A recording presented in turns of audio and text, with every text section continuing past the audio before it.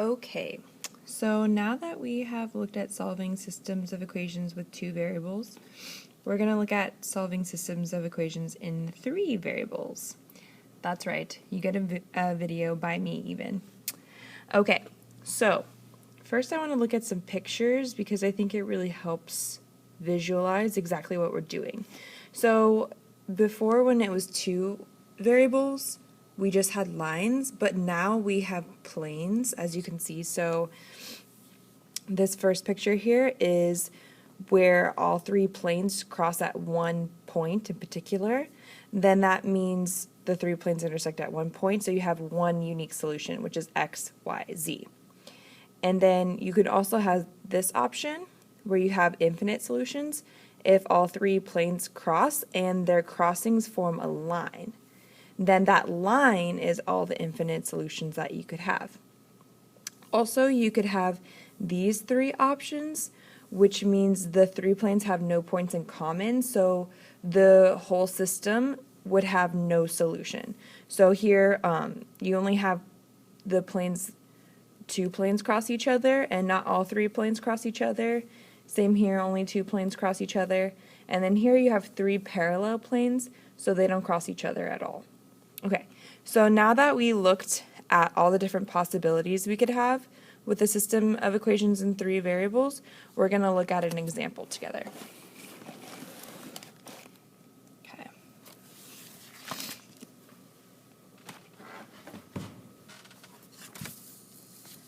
Awesome. So, let's see. Here's the first example that I want to go over with you guys. It is 4x plus 2y plus z equals 7. 2x plus 2y minus 4z equals negative 4. And x plus 3y minus 2z equals negative 8. So here we have three unknowns, or three variables, x, y, and z, and three equations, 1, 2, 3. So we're going to be able to solve the system as long as it's consistent. So we're going to try to do that. And when you have a system of equations that has three variables, you want to use elimination.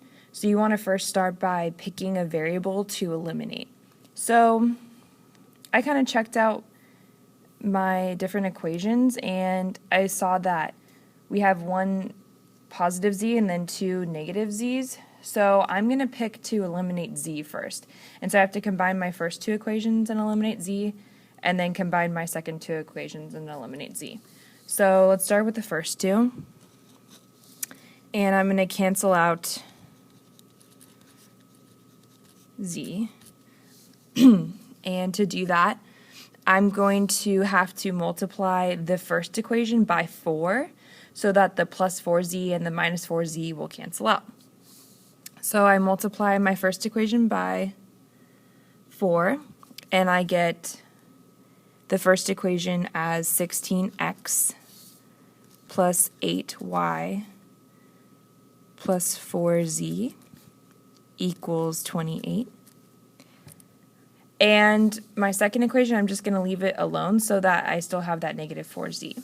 So that becomes 2x plus 2y minus 4z equals negative 4.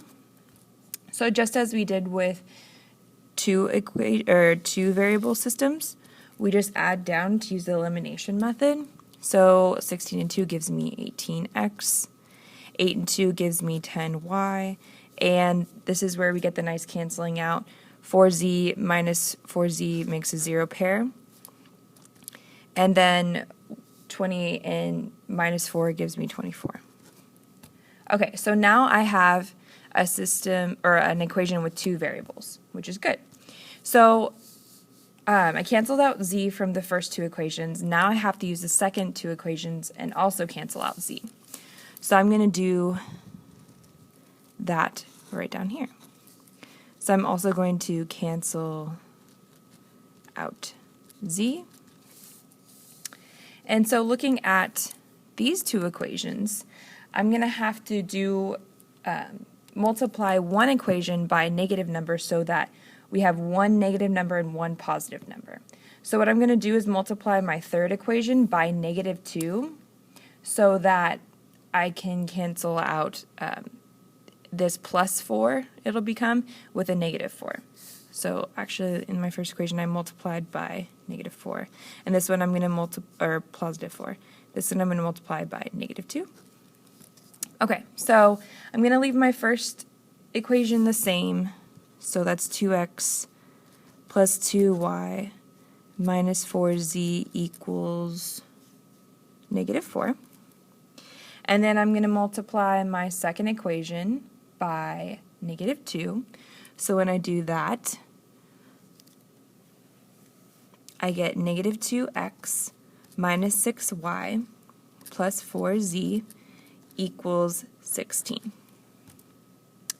Okay, so now I'm going to do the same thing that I did before. I'm going to add down. And when I do that, oh look, my 2x and my -2x, that actually makes a zero pair as well, which is kind of convenient. And with the 2y minus 6y, that's going to give me -4y. And my -4z plus 4z, that's also going to make a zero pair. So that's all going to equal -4 plus 16, which is 12. So in this time, I actually got my x's and z's to cancel out when I canceled out a z, which is okay, that's allowed to happen. It just makes it easier for us actually because now we know exactly what y is. So we can continue to solve for y by dividing both sides by -4. So we get y equals -3, which is awesome because now that we know y equals -3, we have one of our three variables. So now we can plug y back in up here to the two variable equation that we found so that we can solve for x. So let's move that whole thing over here. We had 18x plus 10y equals 24, and we know y equals -3. So we're just going to plug y in to solve for x. So we get 18x plus 10 times -3 equals 24, or 18x minus 30 equals 24. Add 30 to both sides. Oops, sorry. So we get 54. And then we divide both sides by 18. We get x equals 3. So now we have two of our variables. We know x equals 3 and y equals -3. So the only thing now that we have to do is solve for z. So just as we did before, we can use any one of the original equations and plug in x and y to solve for z. So I picked plugging it back into the first equation just because it doesn't matter. You can use any one you want. So I'm going to move over here. And now I know that I take my equation for x plus 2y plus z equals 7. And we found that x equals 3 and y equals -3. So we're just going to plug in what we know and solve for z. So 4 times 3 plus 2 times -3 plus z equals 7. So you get 12 minus 6 plus z equals 7, or 6 plus z equals 7. You solve for z by subtracting 6 from both sides, so we're just left with z equals 1. So there we did it. We just solved that system of equations because we found all of our missing variables, x, y, and z. So we can write that solution as a point in 3D. So it's going to be like x, y, z. So we just fill in what we know. X is 3, so we write in a 3 for x. Y is -3, so we put in a -3 for y. And z is 1, so we put a 1 in for z.